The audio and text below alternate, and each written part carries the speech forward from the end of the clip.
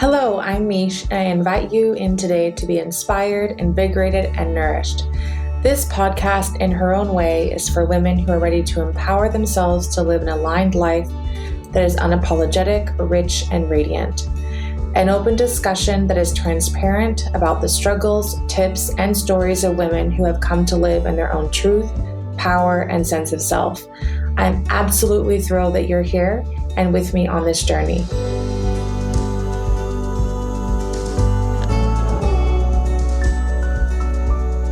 Well, everyone, you're in for an absolute treat.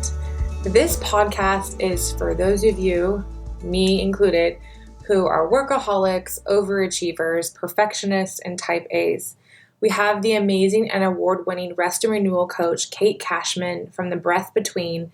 She is an educator, author, and coach and speaker based out of Hobart, Tasmania. She was actually my first life coach I ever had, and I've just followed her adoringly since then. She brings realistic, relatable, and totally empowering advice for all of us to bring ourselves back into alignment and also be able to move forward in our careers and our lives in flow. She has a whole story of how she literally drove her car off the road and then went and kept working, how she detoxed from hustle, and how now she's making this a career to help other professionals around the world find rest, renewal, and alignment. I hope you enjoy this episode. Well, hello, Kate. How are you today? I'm beautiful. Thank you very much, lovely. As always, a pleasure to have you on. You are a wealth of knowledge. Just a bit of a background with Kate. She actually was my very first life coach. My first love. Oh, it was your first time. Yeah. Yeah. You can tell she has my crass sense of humor. I met Kate after I had done psych therapy with my psychologist to recover from my eating disorder or to work through my eating disorder. And I knew that at some point I'd want to move forward, and I had to be really gentle with that process. So when I was ready to move forward, I got your recommendation. I read your website and was like, actually, I asked for a whole bunch of things, and Beautiful, you wrote back and said, do you want business or do you want rest and relaxation? I was like, I'll just go rest and relaxation. And then lo and behold, they gave me you were one of 4 people that they recommended me. I read your website and I thought, yeah, this is going to be awesome because she's exactly like me. She is a perfectionist, type A, overachiever with lots of pretty papers on her wall that are framed, i.e. a PhD. And she needed to learn how to slow that truck down. Absolutely. Yeah. So tell us, Kate, tell us the long of the long. Like, how did you get here? You've got a PhD, you like topped all your whiz bangs, and then what happened? Oh gosh. Well, I suppose first of all, I never really expected to be here. And I think I still wake up really shocked that I'm doing what I'm doing because I just never expected the combination that I currently have in my work-life flow at the moment. So my background was, as you said, in law. I did a business law degree with first-class honours. I went travelling and came back and, I spent a year in Africa and then came back and did a PhD and had babies during the PhD. So that's through, like it always does with everything, a total spanner into anything, everything. And so that 4-year PhD became a 7-year PhD over part-time hours. And I had my son Spencer, he's 5.5, and then my daughter who's almost 3. So I was doing the PhD when I realised that I couldn't take any more what I had withstood in my body, in my mind, in my soul for pretty much my whole life. And I think the workaholism that I'd carried with me up to that point had started very, very young. And I think it started totally internal factors, not external factors at all. I was never pushed by anybody around me to do things a certain way. It was all led by me. And that started at 14. I went to a school that offered the most incredible extracurricular activities. So I got in there and I got stuck into everything: choir, band, debating, public speaking. I traveled around Australia with public speaking. I went on academic competitions around Australia, the works, and I just didn't know how to say no. And so those boundaries, I never had them for a very long time, actually. And so I started the PhD, and then when I had my son, he was about 18 months old, when I got that wake-up call, which was, for me, was running my car off the road because I felt like I was having a heart attack. So at that point, Spencer was 18 months old, so my rest and renewal journey, and the reason why I've based my business on that rest and renewal journey started then. So that was about 4 years ago now, and my life couldn't look more different to what it did back then. And obviously changing the course of my working life has happened as a result of that too. When you had that pivotal moment of crashing your car into a tree, I mean, that's pretty pivotal. It wasn't a tree. I span it off onto a grass verge. And I remember ringing my husband. He wasn't my husband at the time. Oh, no, yes, he was. Of course he was. He was my husband at the time. My sense of time is just totally warped. But I rang him and I was oscillating between maniacal laughter and bawling my eyes out crying. And that's when I knew that I had an issue. I felt like I was having a heart attack. I was crying. I was laughing. I thought I was going completely mad. You probably were. I probably was. I realised the car was okay. I got back on the road and I drove to the court where I was judging my final year law students in their assessments where they do mock trials. I'm pretty sure everyone passed that night. I don't even remember what they said. Unbelievable. Yeah. So so you're like, the car is on the verge, you rang your husband, you then drive yourself to work because heaven forbid you would miss out on something, right? Like that's that whole kind of hustle crazy. Then you're like, wait a second, this is just not okay. And I think even to like motherhood just in general, regardless of all the other periphery stuff of like PhD and work, there is a time when you just think, I can't do this anymore. Like something's got to change. Like something's got to give. When that moment was, I decided to give. We've talked about it a lot. It's the detox. What was that like for you? What was that detox from like hustle and perfectionism and full throttle when you brought forth consciousness of rest and renewal? What was that like? I think initially it was resistance. There was definitely resistance there, but surprising to me, the resistance didn't last very long. It was like putting on a really familiar pair of shoes that I feel like was always worn in. It was always home. It was always familiar, but I hadn't been there for a very long time. So I think that when we come back to living more slowly, living more purposefully, living in a more aligned way, it's actually just a way of coming back to what we already know, who we already are. So it's not like we're finding ourselves in a different way.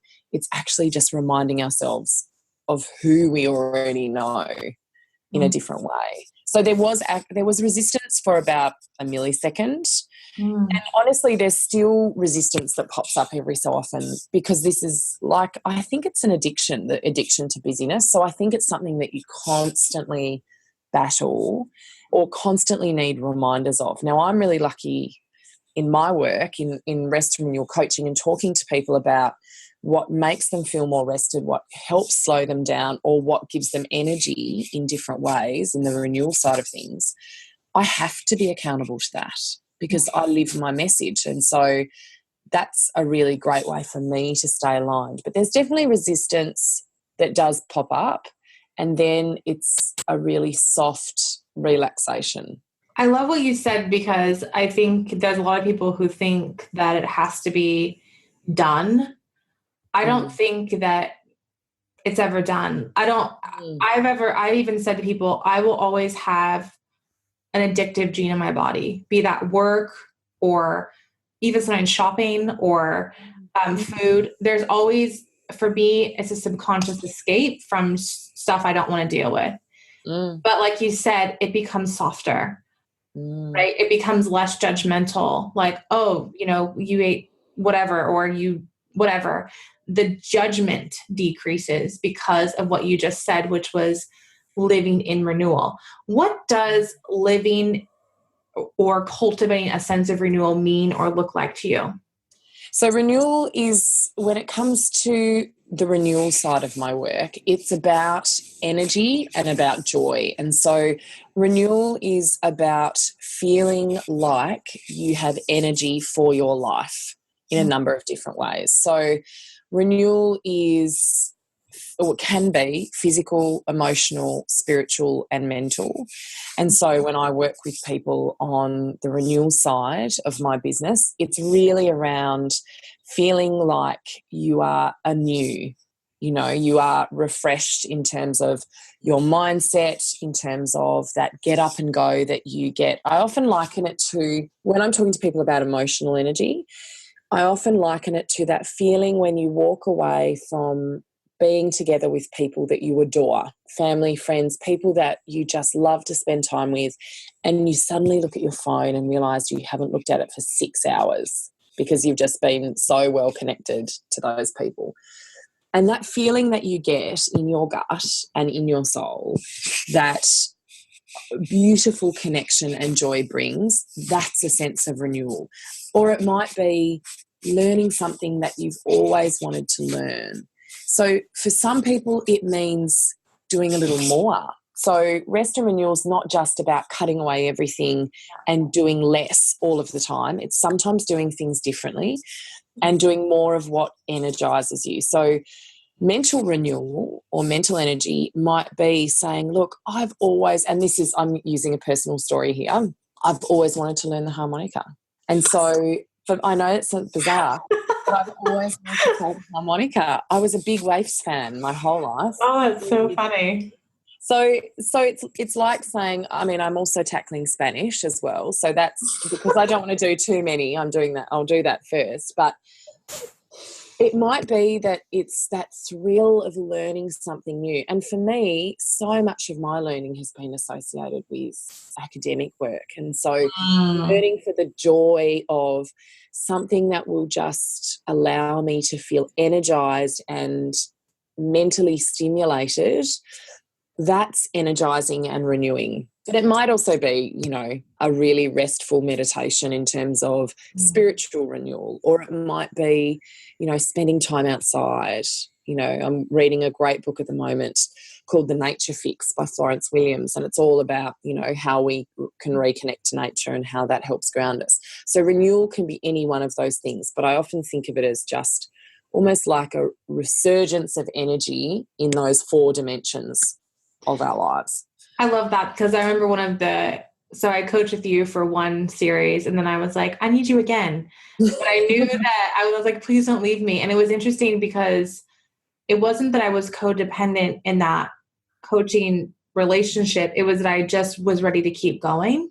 But it was interesting, like the first series I did with you was so different than the second one. Oh, absolutely. And because I remember one of the goals that we created in the second series, or that I created, I guess I'll take ownership for it, was discovering my sense of creativity. Like, and so I guess my question to you, Kate, is like, because you've been coaching for longer than I have, and we are similar but different, what is it that stops? Because I always get this, like I think it's like a cultural phenomenon with women. We have no idea what brings us joy. Absolutely. We wouldn't even know how to start answering that question. I think, why are we so disconnected with joy? I think a lot of the time it's because we don't know how to listen to our own intuition anymore. And also, we're so used to dulling down that noise, because I know if I find something joyful, I do feel it, but I feel it in parts of my body that are not necessarily familiar to me. So, I think we do deep down know what brings us joy sometimes, at least when we're doing it, when we're doing something that we love. Because at the end of the day, I think the only way to find out, right, is to try new things, reading books, talking to people, having a play, I just call it, you inquire after joy. So it's a sense of inquiry and Love that. placement. There's I not love the that. same, yeah, there's not this same attachment to finding your true purpose and passion with a capital P and a capital P, two Ps, passion and purpose. I think it's just, chasing after joy in a really gentle way and just going where joy might take you. And I think when you're in it, you do feel it, but often you don't trust that feeling and you don't know what that feeling is. So it's about getting us back to our intuition and tuning in, but also prioritizing ourselves when we're mothers. When I read a really great article from a woman who is a journalist here in Tasmania, and she was talking about how she was shamed for the size of her body in a cafe recently. And she said she bumped into a man because he was actually taking up all of the space in his space. And she said, like I always do, I apologised, even though it wasn't my role to apologise, because I've been deferring to not just men, but everyone else around me and apologising for things that I don't need to apologise for and taking a back step when I shouldn't be. And I think that's just an example of how and why we don't chase after that joy. It's because if so many other things get stacked in the front of that. I think it's kind of like the chicken and the egg, like does alignment come first or joy? I think it's both. It's a simultaneous thing. I remember I just love the idea of inquiring after joy, because there are things, I mean, even just like not reading self-help books, like reading a book that's just pure, that, trashy, fiction. Like, wow, that's so amazing that happened. Or like last night I don't even know what happened to me. I was like watching Formula One, like car racing with my husband. And I was like, oh, this is actually quite interesting. Like there's actual strategy. You're not just like burning fossil fuels just to burn fossil fuels, like that's what I was saying. Like, this is not a renewable resource and you're wasting so much like resource. Like, why is this interesting? And I was like, oh, but the point is that you just don't know what will be interesting sometimes. No. And in order to feel joy, in order to be in joy, we have to slow down. We have to just bring it all the way back. So just like you said, I love what you said about people think that slowing down is slowing down. It's slowing the crack down that you don't want to do. And then moving forward at a speed that is sustainable in stuff that you want to do. Like both you and I have very, I call them like smorgasbord careers, like you do stuff with the cops, you do stuff in professional, you're doing professional workshops, you still do, professing for law.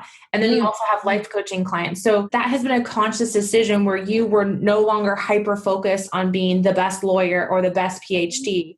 You chose to live a wide, strong life of the things which bring you joy.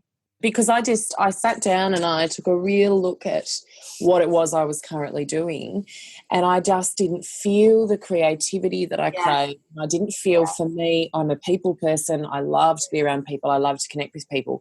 And connecting with people in an academic sense is very different to connecting with people in a coaching sense. And so I said to my husband one day, I want to do more of this. And in actual fact, it was a coach who helped me get my PhD finished, because I was at a point where I was being told by everyone around me that, Kate, you're the expert in this area, in DNA evidence and lawyers and forensic criminology, but you're the expert in your very specific area because you've done this work and you're the expert. And for me, there was so much resistance there to actually submitting.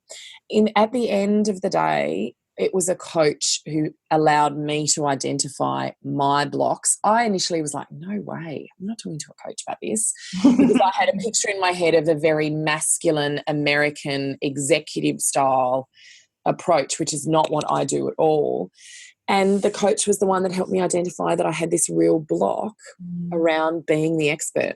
I didn't feel like, and imposter syndrome is something that I've had to deal with, and I've dealt with a number of coaches, and that I deal with myself all the time. So I think sometimes when you have a high expectation of yourself, when you're a perfectionist, and certainly in the academic world, you know what you don't know more than what you do. And so it was a coach who helped me with that. And I was like, bam, this is life-changing. This was life-changing. And so I started to see the possibilities, and just like it so often does, things started popping up. Websites started popping up, people started popping up, and I just decided to listen and to tune in and to learn and to watch, and that led me to coaching. And so the Beautiful You Coaching Academy was not what I had planned for my life at all. I've never really been much of a pink woman, and I landed on the website, but there was something there that completely and utterly drew me in because I knew it was what I wanted to do. So now I get to explore all of those parts of my personality. And I just always thought it was me. I thought I was the hippie academic. So there was a part of me that was the smart one, but then I was also the hippie one who, meditated and used incense and oils and all that sort of stuff. And so I always thought you had to choose who you were with what you wore. Hey, I like to dress up sometimes in beautiful professional wear, and other times I'll wear silk skirts and float around like a gypsy. But, I realised that was okay, and I could reflect that in my working life as well. I love that. One of the, Quinn Curtis, one of the other coaches that I've worked with, like on a different type of, it was like a group coaching program. She talks about either or and in both instead of either or. And we live, so many of us live in either or. We're either this or that. When really so much of the permission lies within the and both. Like I can be both a professional PhD and a hippie.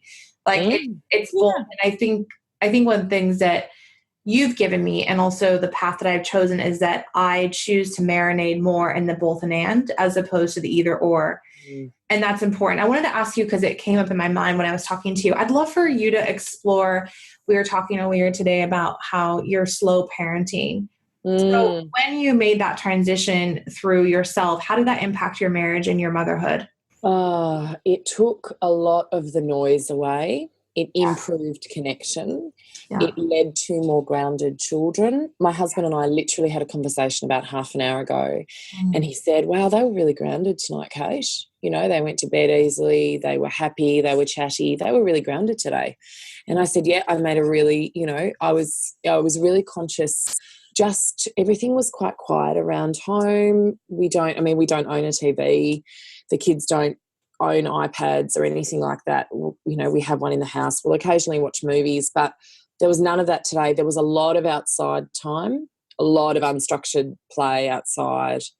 There was helping themselves to food. There wasn't me barking orders at them. And honestly, we can tell at the end of the day when we've had that sort of slow day. It doesn't mean that we're slow like that every day, but you can do things, I think, at home that can allow you to live more slowly, even on the days where you're doing a lot of things. So things like the background noise. We don't have a lot of background noise. We don't have the TV on for no reason. We don't have the radio on just for background noise. We don't have a lot of background noise. We try and stay quiet, only one thing at once. I want my home and my family and my marriage and my parenting journey to be the calm in what may be the storm of lives as they get older, as they do more things. But I want to create that slowness as much for me as for anybody else. I agree. How has it impacted your marriage? I think we are a lot more in tune with what we need and when we're feeling snappish, so we can be really honest with each other. In terms of slowing down, we can be really honest with each other about how we're feeling. If we're not having a great day, it's like, okay, I'm going to have to walk away. Can you please deal with the kids because I'm tired, I've had a rough day, and I certainly can't parent the way I want to at the moment. And so that person will remove themselves and the other one will be the grounding person that needs to be there, rather than insisting and fluttering around and bringing the angst onto the kids, because we know what kids are like, don't we? So totally. It strengthened our parenting journey for sure. But it also means that, without a TV, you do a lot more talking. Do lots of things, but you do a lot more talking. Reading, for example. Lots of reading. Lots of reading. But we do. Unfortunately, when they're sitting here, they can't see the smirk across your face. I think it's true. sometimes I'm like, I just want to like burn Foxtel, because it is true. Like the intimacy, like for Andrew and I, it's one of the things that in my recovery has really changed is admitting when I've been snappy. Like last week I said, I was able to go up to him and say, I'm really sorry that I spoke to you that way. That would have really upset my feelings if you had spoken to me the way that I spoke to you. And learning in a marriage that often, one, and most importantly, I have to ask for what I need. They're not mind Two, readers. None of us are mind readers. yeah. And two, I can't hedge any shame or guilt or punishment around asking for what I need. And the third is that I have to be willing to forgive both myself and him. And I think that as I've recovered over the last 2 years and really gone slower, I have fallen in love with him more. I've fallen deeper, more madly in love with him, but it's not in like a infatuation. It's like, I love who you are because I love who I am. And the way that we parent is so different too. Just as a side tangent, Ainsley's not wanting to sleep in her bed right now, which is such a pain because she wants to, she's not in our bed, she's on the floor. And before I'd be like, oh, I've got to get her back in her bed. And it would just end up being this giant rodeo. So I'm like, is this going to impact her long-term? No. Does she need this for safety? Yes. And being able to ask her, well, what is it that you need, has been really important to me as a parent, because I was never asked that. And I never gave myself permission to ask that for myself, including finishing everything on the plate. I don't know if you were raised that way, but like I was raised, everything had to be eaten on the plate. Yeah. And now I'm probably all the way to the other side of like, I don't care, because I want her, not that she can rule the roost, because that's not true, but I want her to be independent enough to say, I'm sad, you scared me, I'm angry, you hurt my feelings. Like I want her to be able to be emotionally aware. That's only come since I've become emotionally aware and made a conscious decision to bring that into our marriage. And I think with slowing down, so living more slowly, you hear things in the quiet that you don't hear when there's a lot of noise. I agree. You hear messages, you hear emotions, you hear tensions, you hear sadness, you hear those sorts of things more in the quiet, because there's not a whole lot of other noise to overcome it or overtake it. So I think that's been a bonus in terms of communication, in terms of parenting relationships, and that for me is what rest and renewal is all about too. So it is about taking things more slowly sometimes, but in other times it's about doing things that give you energy. But at the center of all of it is choosing to cut out those elements of noise that don't align, that don't feel good. For me, I still really struggle with the social media noise. So I'm still working on that.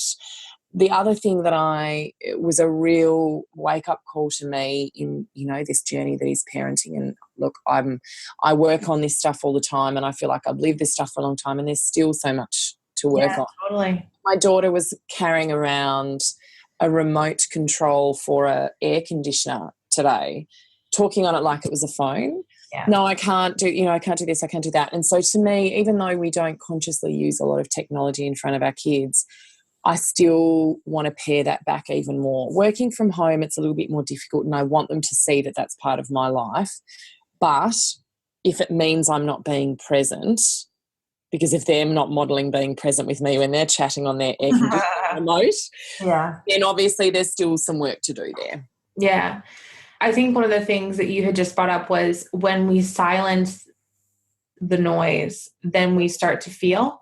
And that can be really scary for people. Like I want to hustle. I want to shop. I want to redecorate the house. I want to volunteer stacks and stacks. I want to be super busy all the time because I'm so terrified of the noise.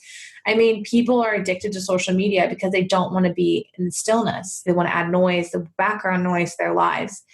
So what are some of the tools? I mean, you've talked about meditation. You've talked about playing the harmonica. How has life coaching been important for you in feeling into the slowness? As in working with other coaches, you mean? Yeah. I think there's an element, I've been self-reflective for a very long time. I've always had a very good awareness about what I need. I just haven't been very good at listening to it.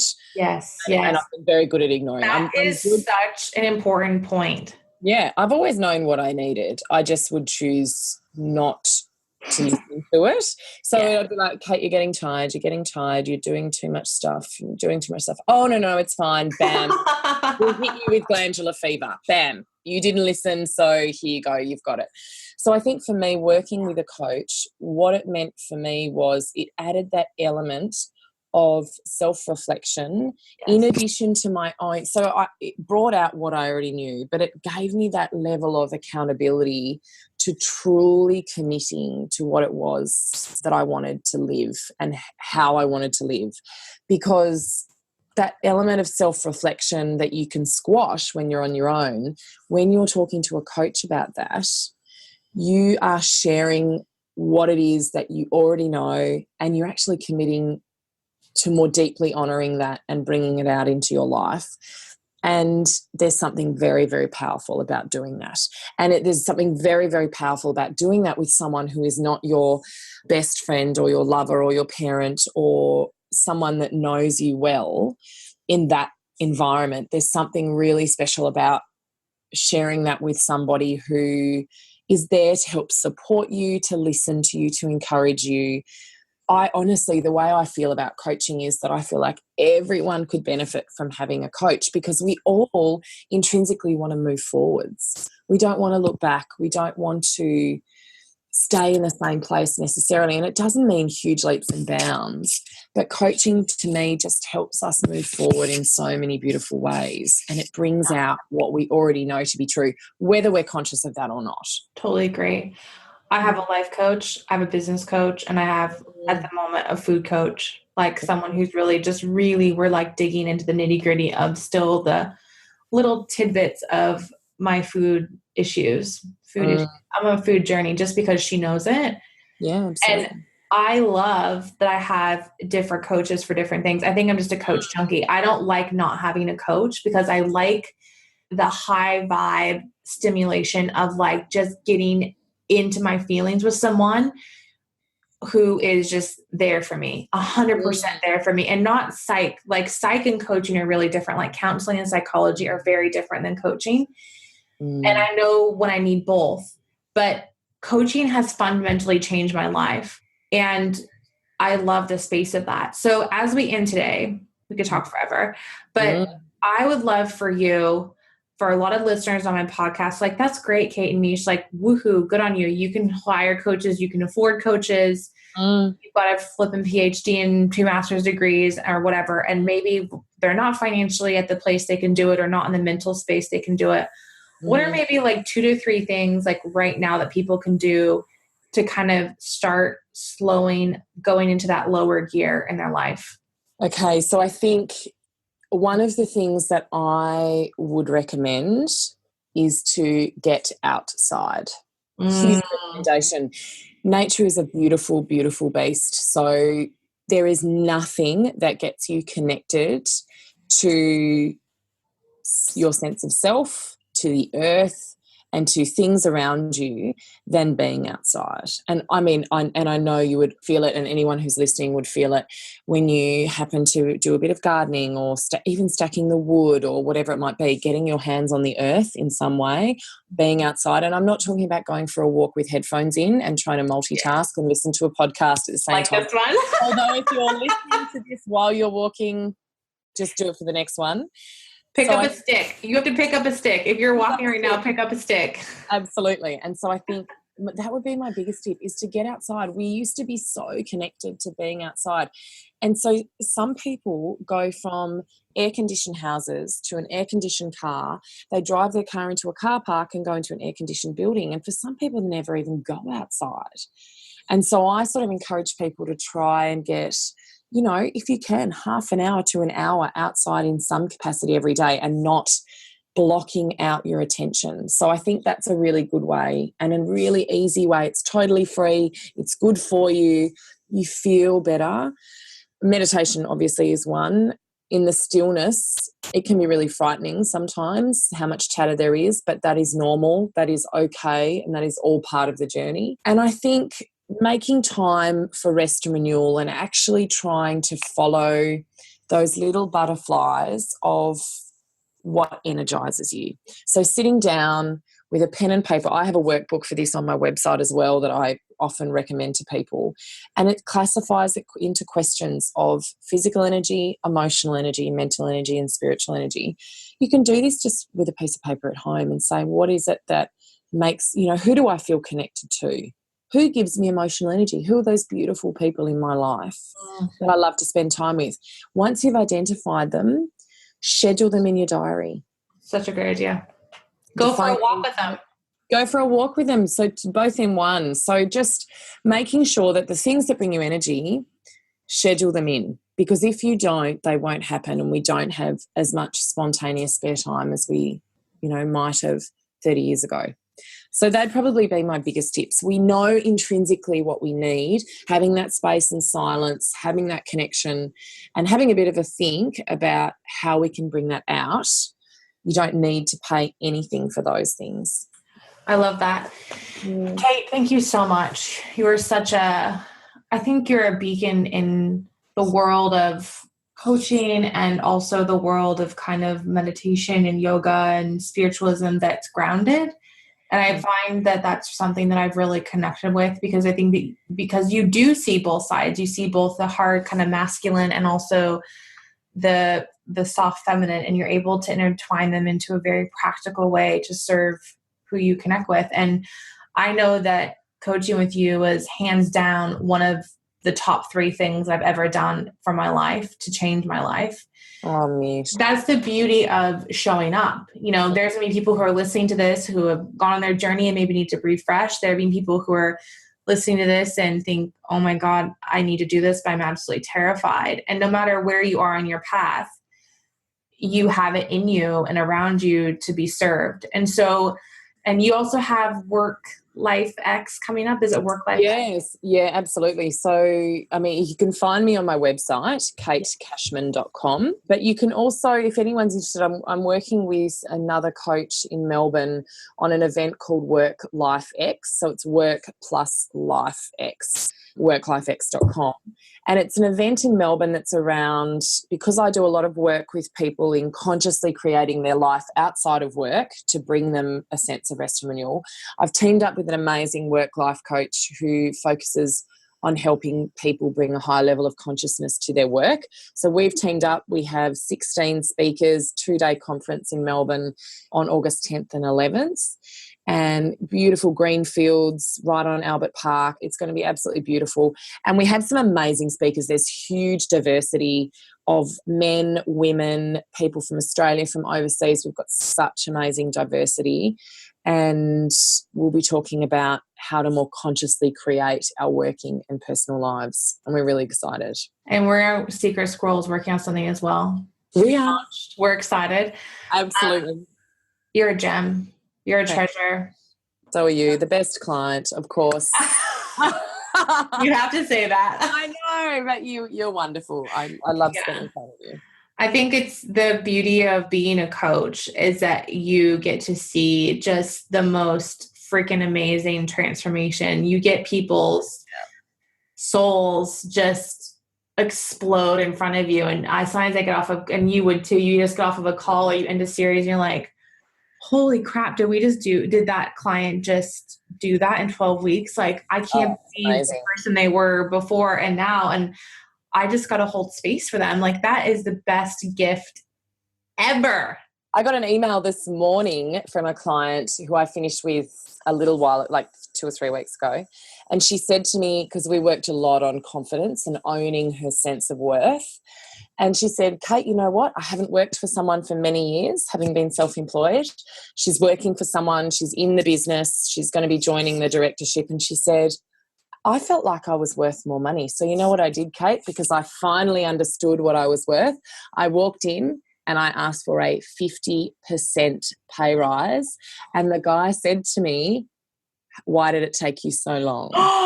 gave it to her on the spot, and she said I wouldn't have been able to do that if we hadn't have coached about my own self-worth and owning what I knew instead of focusing on what I feel like I didn't. And I was like, it's amazing hearing stories like that, because that's her doing the work, but in this sort of amazing environment where you can talk about these really big, important things and you change the way you feel.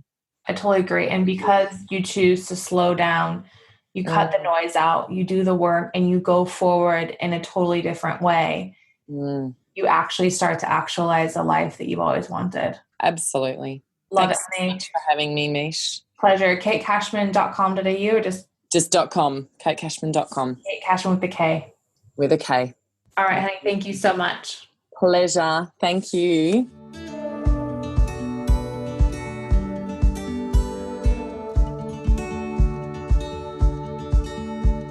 Thank you for joining me today.